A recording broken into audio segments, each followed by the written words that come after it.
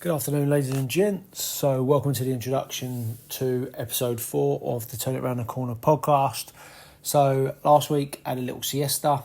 So for those of you who don't know, I'm in Spain at the moment. I've been enjoying playing some vets football for Estepona FC over 35s.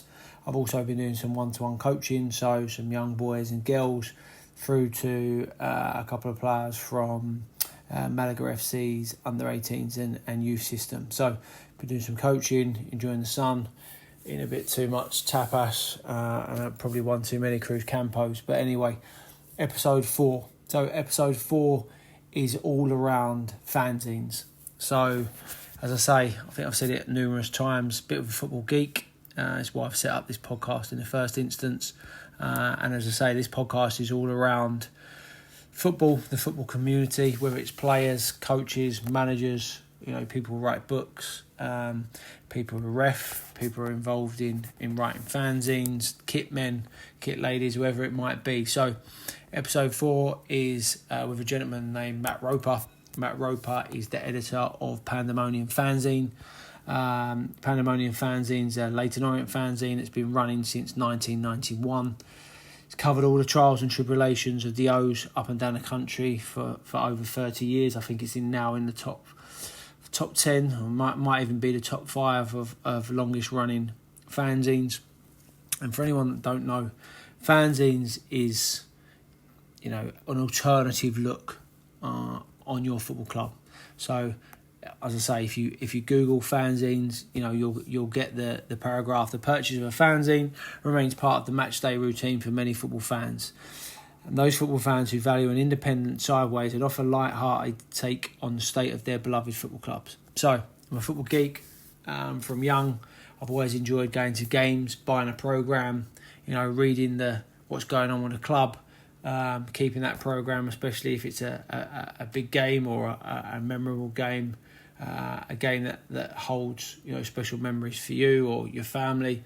But I've always bought fanzines. That started really from When Saturday Comes. So When Saturday Comes, probably one of the biggest fanzines out there. Was started independently, then got very mainstream. Was available in W.H. Smith, lightly linked to the England team. But again, fanzine is just a very much a sort of independent view of your football club. It's normally a very, shall we say, comical, light-hearted look. It's normally a bit of a piss take at the club, their rivals, what's going on right now at the club. There'll be lots of different contributors, lots of different articles, and it's always been part of my match day routine. As I say, as I've got older, I don't necessarily buy a programme for every game, but I'll buy programmes if I haven't been to that ground before, or as I say, it's a memorable game or something that will live in the memory for a long time, whether that be before or after the game.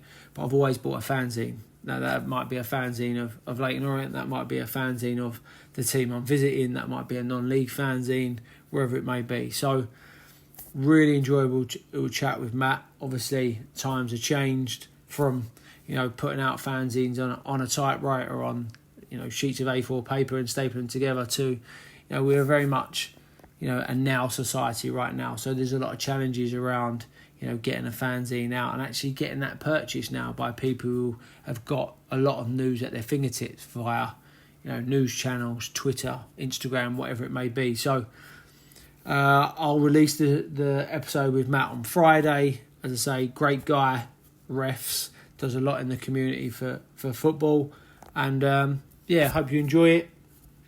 Look forward to all the feedback. Really appreciate all the feedback, whether it be texts or WhatsApps that people have been sending me. More than welcome to leave a review on the website or on any of the stations that you're following this through or applications that you follow this through. And look forward to you listening. And if in doubt, turn it around the corner.